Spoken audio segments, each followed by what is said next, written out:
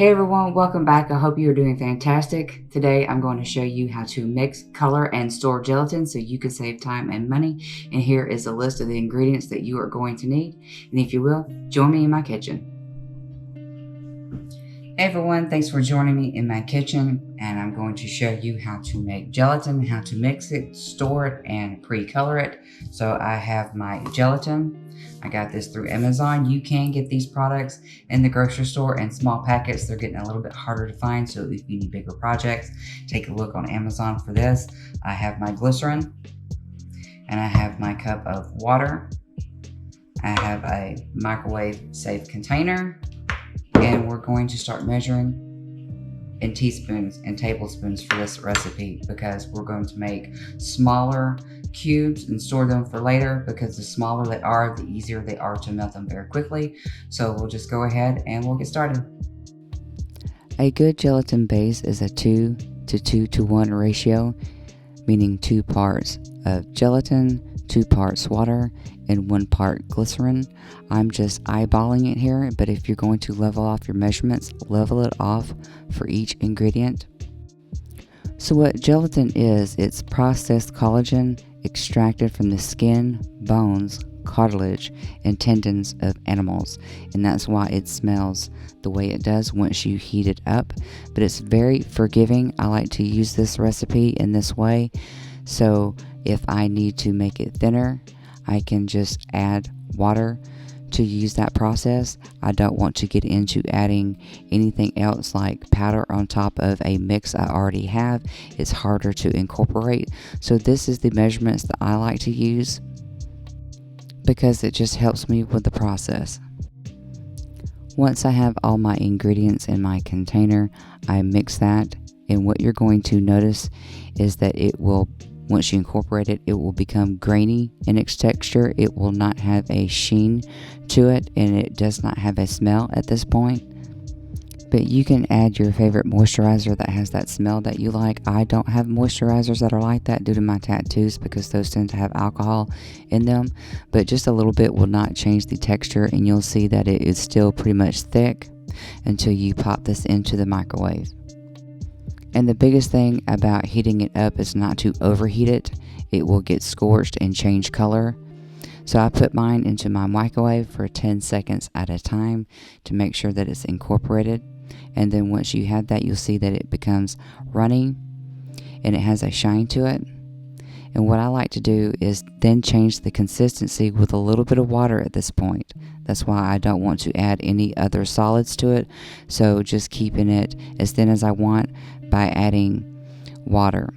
And at this point is a good opportunity to color your gelatin for whatever you need it for.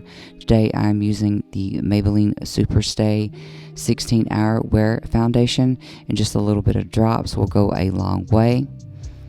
I get that mixed into it, and you notice that it starts to cool off very quickly. I pop it back into the microwave so that I can pour that into my ice trays, and I will let this sit. I personally don't like to fill them all the way to the top, because I find that the smaller the section is, the easier it is to melt for projects that you need later on. So just a small demonstration so you can see the gelatin in action. And mine's already cooling off, that's why it's becoming stringy. And before it cools off completely, you can take your tool and make your marks, your slice, your wounds into it, and you can see how malleable it is. I can push my tool through it, and I can push the gelatin back to create thicker ridges. I am using cornstarch to get rid of the shine on the gelatin. I give that a powder over, and I take my alcohol-based paints and I activate the bright red tone and the darker red tone going in through the cuts I placed inside the gelatin, getting those a quick color. This is just something real quick to show you how well that the gelatin holds onto the skin without adhesive, how it colors, and the colors do not bleed with paints, grease, water paints, or alcohol paints.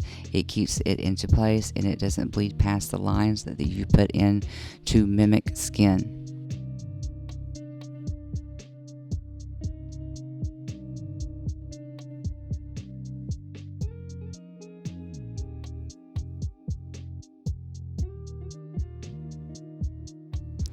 to show you how I use prop blood. I like my prop blood to be clotted and dark, so the blood is very old, and once it dries I add a little bit of water to a thick mixture and it will become jelly-like once it's heated up, as long as you don't overheat it. And I like to be able to take sections and drag them across the tools or the props that I'm going to use. And please do not use a real knife. This is a real knife, but I'm responsible for me. It's me in the studio. It's me performing the skits that you see.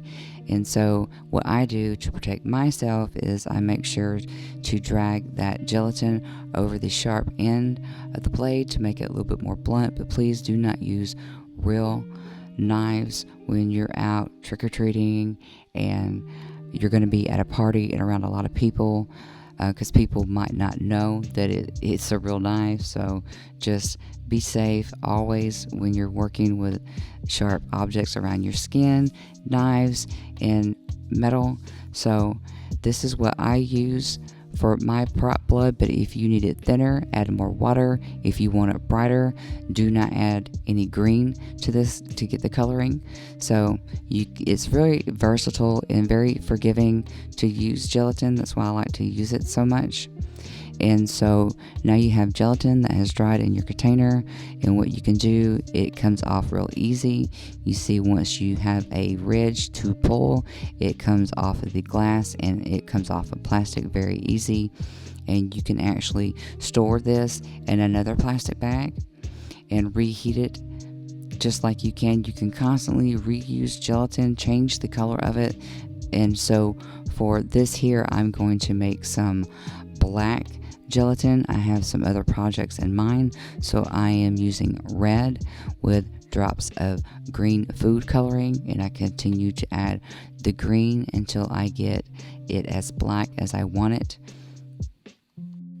And before it cools off, I poured it into my ice trays, and at room temperature it takes less than 15 minutes to be able to pull those cubes out of the trays. Here is another demonstration on what you can do on a bigger scale using the same formula. This is for my exposed brain look. This is the recipe that I use to put in my brain mold. And once you actually have the gelatin that you are going to store, just put them in an airtight container, label them, and constantly check them before you use them, just to make sure that there isn't any compromise in the composition.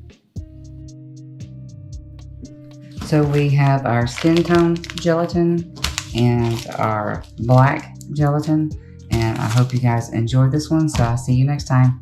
Bye.